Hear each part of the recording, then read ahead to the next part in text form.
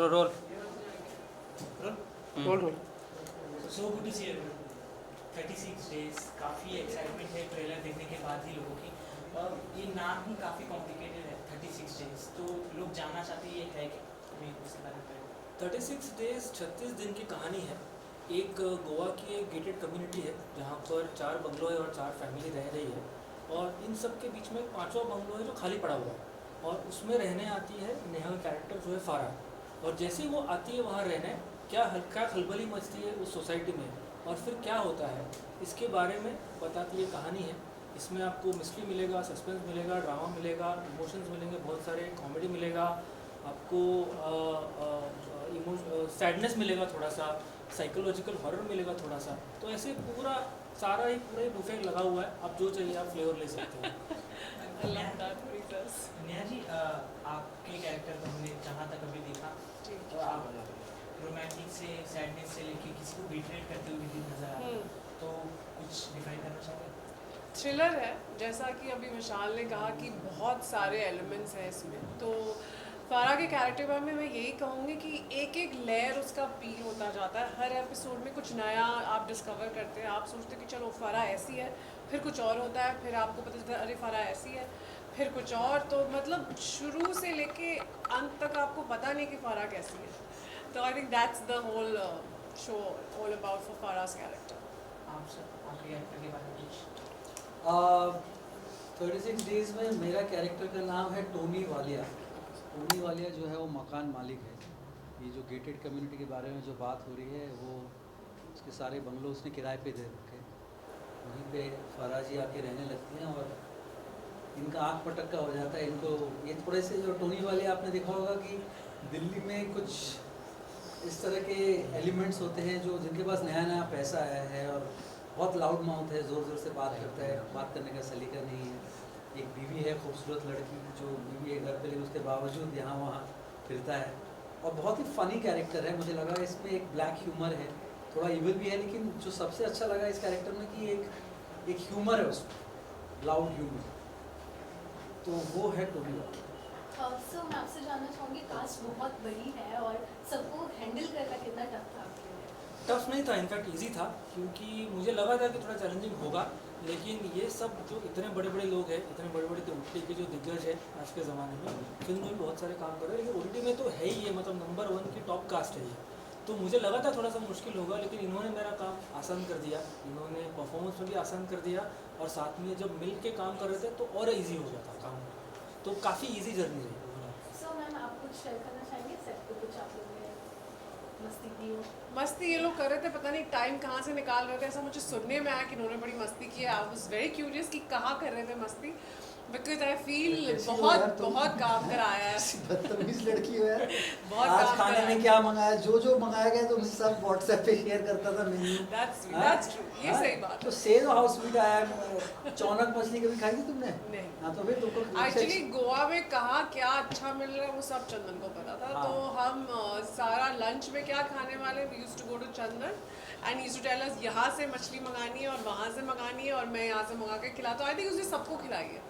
सबको खिलाया। शूट के बाद कई बार थोड़ा वक्त मिलता था, मैं कहीं जाता था एक अच्छे रेस्टोरेंट में, तो वहाँ से ये वक्त सिर्फ इन्हें ही मिला है। फोटो मंगा दी थी कि कहाँ पे है, मुझे ही बताओ क्या मंगा रहे या हैं। You went to all the good spots. हाँ, तो ये सब हम लोगों ने ऑफ द सेट काफ़ी मज़े भी किए। जब एक ही सीरीज में मतलब काफ़ी चीज़ें देखने को मिले, चाहे वो सैडनेस हो, रोमांस हो, थ्रिलर हो, तो अपने आप को चेंज करना पड़ता है आपको कुछ कुछ मूवमेंट के लिए, जैसे कुछ अलग सीन के लिए, कुछ अलग सीन के लिए, वो कितना डिफिकल्ट हो जाता है आपको? I feel he is a season actor, कुछ भी कर लेंगे ये, ऐसे ही चुटकी But बजाते। एक ही सीरीज में अलग बट अलग मेरे लिए बहुत टफ था। I think it's one of the most challenging roles that I have done, because फारा is not predictable. Her episode में कुछ नया कर रही है वो, और उसका माइंडसेट कुछ और है, और उसकी एक बैक स्टोरी है, वो चीज़ें क्यों कर रही है, और कहानी में धीरे धीरे सब सीक्रेट्स बाहर आते हैं। तो I feel it's beautifully written and created by Vishal and the team. तो हमें सारी होमवर्क करके दिया जाता है एज एक्टर्स, और फिर you put your teeth and then you take it to another level where you can to the best of your ability. But I'm very grateful कि जो कहानी लिखी गई थी वो ऑलरेडी बहुत खूबसूरत है, और सारे किरदार ब्यूटिफुली लिखे गए हैं. So I'm forever grateful to be part of this and such a huge ensemble cast. Neha ji, एक ग्लैमर लुक बाहर आने के बाद आपका जो भी कोई भी पिछला काम भी ले लें, उसमें एक क्रिएटिव अवतार आपका जो भी देखने को मिलता है हमें, उसके बाद अगर आप चाकू लेके सामने आ जाती है लोगों के वो कुछ डिफरेंट हो जाता है लोगों, तो उस चीज़ से क्या रिस्पॉन्सेज मिलते हैं आपको? आई थिंक अभी तक सो फार जिन्होंने ट्रेलर देखा है उनको मज़ा आया है, तो वो जो इंट्रीग बनाने का काम एक ट्रेलर करता है कि ट्रेलर देखा अभी आगे क्या है, क्या हो रहा है शो में, वो इंट्रीग इस ट्रेलर ने शायद बनाया है। मुझे जहाँ तक जितने रिस्पॉन्सेज मुझे मिले हैं, जैसा कि ये लोग भी बता रहे थे कि जो लोग भी रिस्पॉन्स दे रहे हैं अच्छा ही दे रहे हैं, सो मैं बहुत एक्साइटेड हूँ उसको लेकर के। आई एम होपिंग कि बाकी लोग भी ट्रेलर देखने के बाद शो देखने के लिए आएंगे टू सी क्या होता है शो में। चंदन सर, मैं आपसे जानना चाहूँगी आप रियल लाइफ में अपने इस कैरेक्टर से कितने रिलेट कर सकते हो? ज़्यादा नहीं एक्चुअली, क्योंकि अगर कैरेक्टर ऐसे करने लग गए एज एन एक्टर जो मैं वो रिलेट करता हूँ तो बहुत काम आसान हो जाता है। लेकिन इस तरह के लोग मैंने बहुत देखे हैं जो इस तरह के होते हैं।